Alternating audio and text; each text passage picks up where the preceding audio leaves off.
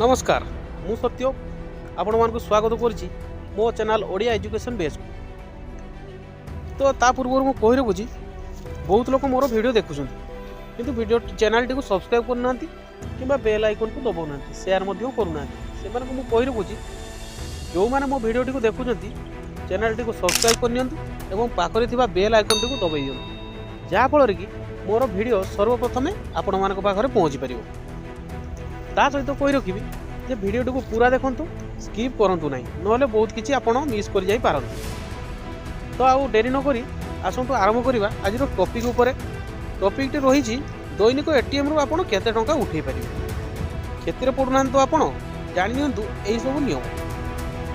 भारत में online payment जुगरे आमको नगद टंका आवश्यकता पड़ू यहाँ समस्ते अनुभव करूँ किंतु प्रतिदिन एटीएम रु टंका उठेबार एक सीमा रही यह आप जानते यह व्यतीत बैंक गुड़िक एटीएम रु टंका उठाइवाई अनेक नियम और शर्तावली लगाती जो सीमा ठारू अधिक एटीएम व्यवहार करने चार्ज देवाक पड़े। आपण मैंने देते केवे ना केवे कि जानते आपको कटुची बोली पैसा।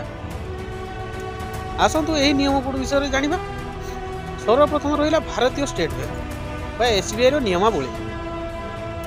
यह कार्डर प्रकार उपर निर्भर करी भारतीय स्टेट बैंक भिन्न भिन्न सीमा प्रदान करे। यदि आपणकर एक नियमित वीसा डेबिट कार्ड अच्छी तेबे आपण प्रतिदिन 40,000 टंका पर्यंत उठाई पारे। आपणकर हकटा आपण जान ना डोर दिवे 20,000 टंका अधिक उठेले आपणकर चार्जेस कटिबो कि ना ता नुहे 40,000 टंका पर्यंत आपण उठाई पारे। जेतेबेले कि आंतर्जातीय वीसा डेबिट कार्ड गुड़िक प्रतिदिन 1 लाख टंका पर्यंत उठाई पारे। माने इंटरनेशनल कार्ड रे आपण दैनिक 1 लाख टंका पर्यंत उठाई पारे। सेहीपरि एसबीआई रो मास्टर कार्ड डेबिट कार्ड रो दैनिक सीमा 25,000 टंका जेतेबेले प्लाटिनम मास्टर कार्ड रो दैनिक सीमा 75,000 टंका। सेहीपरि रुपे डेबिट कार्ड पई एही सीमा प्रतिदिन 40,000 टंका धार्य करा जायछि। यह हूँ आपंकर एसबीआई नियमावली। तापर कौन रहा तापर रहा आईसीआईसीआई आउ एचडीएफसी बैंक एटीएम नियम।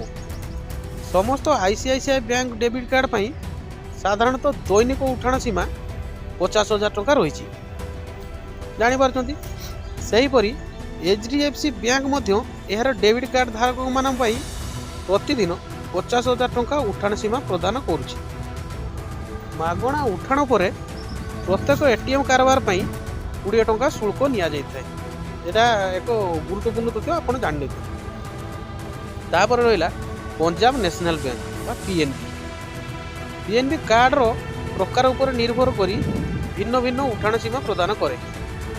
रुपे एवं वीसा क्लासिक भली मौलिक कार्ड पर 25,000 टंका आरंभ करी वीसा सिग्नेचर एवं रुपे सिलेक्ट भली प्रीमियम कार्ड बुझीपार। रुपे एवं वीसा क्लासिक रे दूसरी 25,000 टंका।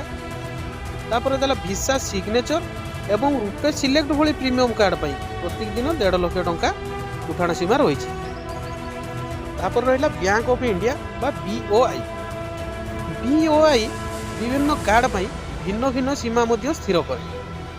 सबू बैंक मानकर अलग अलग नियम था यार सेमती अलग नियम रही। यार रही रुपे किंबा मास्टर कार्ड भली मानक कार्ड गुड़िक 15,000 टंका पर्यंत उठे पारे एवं अधिक प्रीमियम प्रदान कर प्रत्येक दिन 50,000 टंका पर्यंत उठाइबार अनुमति यह बैंक दूसरी। तापर रहा फेडरल बैंक। फेडरल बैंक सीमा भिन्न स्थिर रही।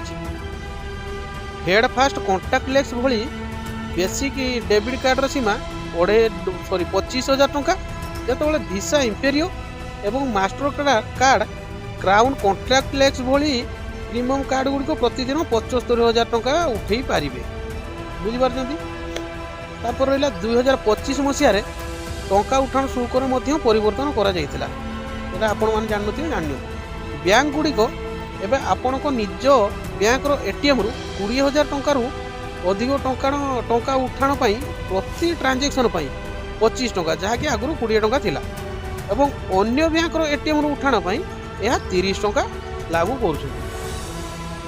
आशा करुच्ची समस्ते बुझीपारे। वीडियोटी जब भल लगी वीडियो को गोटे लाइक करेंगे और वीडियोटी को शेयर करेंगे जमीक समस्ते भिडियोटर मान को जापर। तो आउ डेरी नक रोची। धन्यवाद। पुणी देखा आउ एक नुआ भिडियो। धन्यवाद।